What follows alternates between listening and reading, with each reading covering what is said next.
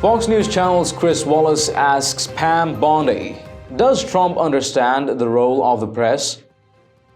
Hello and welcome to TST. If you are new to the channel, tap on the subscription button and press the notification bell so you can receive news and updates that you can rely on daily. On this week's broadcast of Fox News Sunday, anchor Chris Wallace asked White House advisor Pam Bondi if President Donald Trump understood a free and fair press that covers both sides of the story. Wallace said President Trump tweeted late yesterday that we, Fox News Sunday, should not even be doing an interview with James Comey or with Adam Schiff. He added, my question, Pam, is, does the president understand that it's the duty of a free and fair press to cover both sides of the story? Bondi said, of course he does. I think he was so tired of hearing all these lies, and frankly, I'm going to disagree with the president right now because I'm glad you had James Comey on, because you caught him in multiple misrepresentations. Last week, Wallace said, I believe President Trump is engaged in the most direct, sustained assault on freedom of the press in our history. Take a look. President Trump has lashed out at the Democrats' impeachment push, calling it an embarrassment to the country. But he adds it seems to be good for him politically. Joining us now, Pam Bondi, a special advisor to the president and a key member of his impeachment defense team. All right, Pam, during the break, you said you wanted to respond to Director Comey. Sure do. Go ahead. Sure do, Chris. You know, he's right. The men and the women of the FBI deserve much better than what they had, much better than what they had in James Comey. That man was fired in disgrace. He must have read a different report than we all read. He presided over the FBI in times worse than when J. Edgar Hoover was at the FBI. That man led the FBI. And it's unbelievable. That Steele dossier was essential to this report. It was fake. We know it was fake. And he says that his people did nothing wrong. And first of all, he was the leader. He was the one charged with briefing the president when, in fact, he was spying on the president. That guy needs a lawyer, by the way. I can't believe this. He repeatedly misled the FISA court. Klein-Smith, as you said, lied, doctored an email, as well as the people refusing to provide the court with exculpatory evidence, meaning evidence that would clear the president. Okay. We went over a lot of that with him.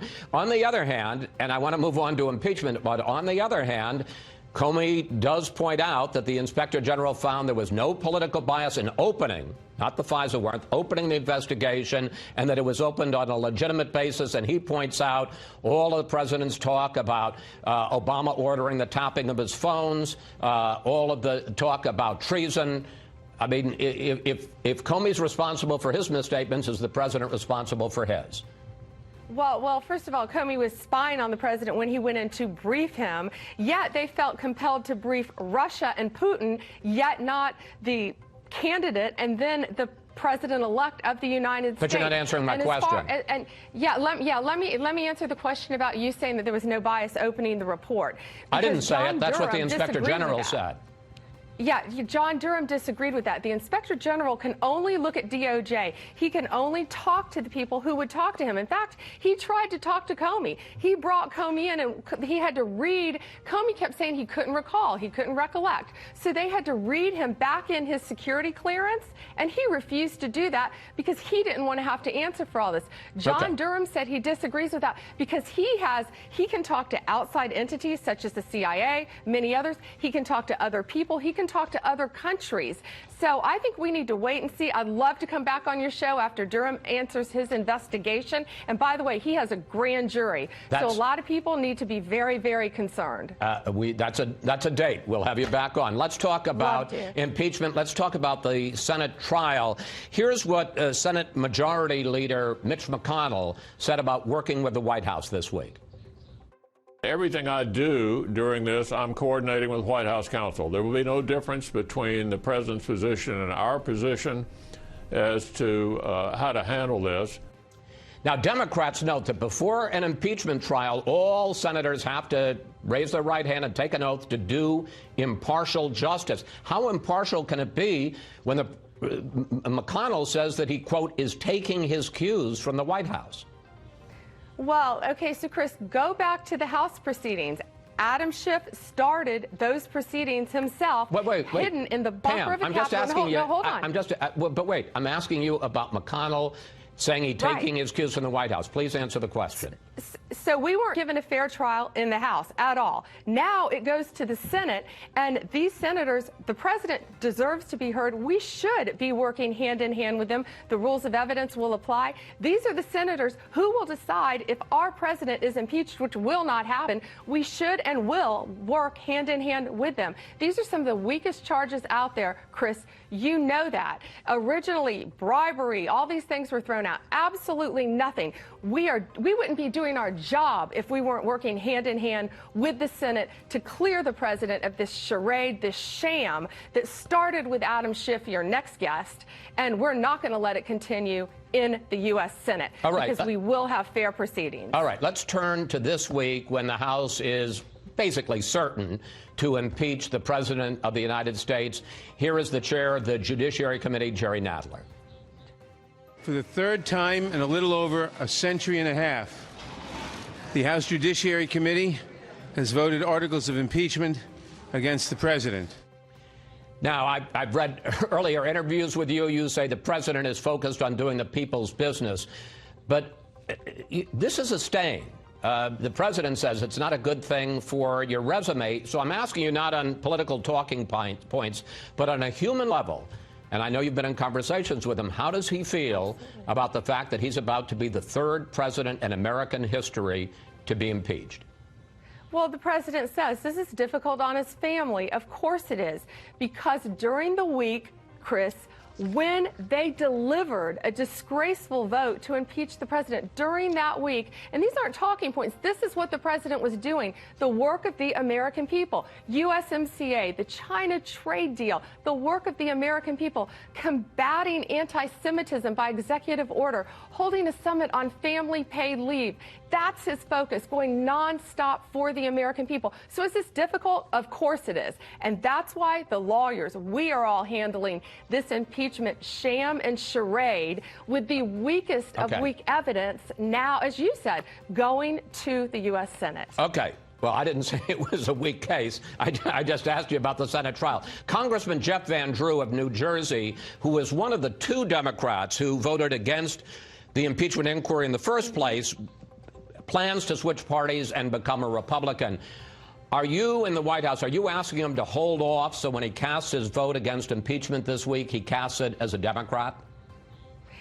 No, I have had, you know what, I have had no conversations with him, nor have I known of any of that. I heard that this morning, that he may change his party. He's probably changing his party, Chris, because he knows what his constituents care about. They care about jobs. They care about the economy. They care about the safety of their community.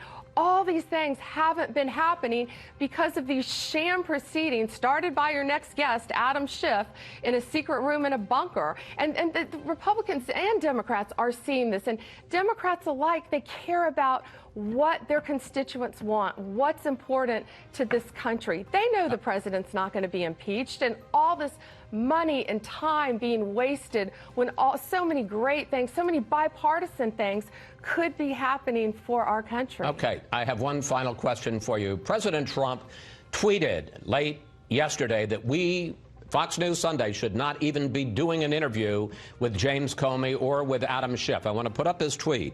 He writes, both Comey-cast MSNBC and fake news CNN are watching their ratings tank. Don't know why Fox News wants to be more like them. They'll all die together as other outlets take their place. Only pro-Trump Fox shows do well. My question, Pam, is does the president understand that it's the duty of a free and fair press to cover both sides of the story? Chris, of course he does. I think he's so tired of hearing all these lies. And frankly, I'm going to disagree with the president right now, because I'm glad you had James Comey on, because you caught him in multiple misrepresentations once again. And I can't wait to hear from Adam Schiff next. He is the one who has abused, the only one who's abused their power in this entire proceeding is Adam Schiff. And I want to hear him answer your tough questions. He has lied ad nauseum about the president, about the involvement, subpoenaing phone records of his colleagues, attorneys, and fellow journalists. So I can't wait to hear what he's going to say when you question him. Well, thank you very much for the promo. Thanks for the plug. Pam Bondi, thank you. Thanks for your time. Please come back and we'll have some more tough questions for you. I'd love to. Thank you. Let us know your thoughts on the president's position in judging the press on interviewing Democrat rivals in the comments down below. And did you know TST has an official store where we have a variety of Patriot-themed custom t-shirts, sweatshirts, mugs, phone covers, and a ton more. Make sure to give it a check and maybe help us out by picking some products for yourself and your loved ones. It does make a huge difference to what we're doing here. Link in the description below. And please share this news among friends and family, and do not forget to subscribe to our channel. Thank you for tuning in to TST. This is David Ravine, and I'll see you in the next one. Take care.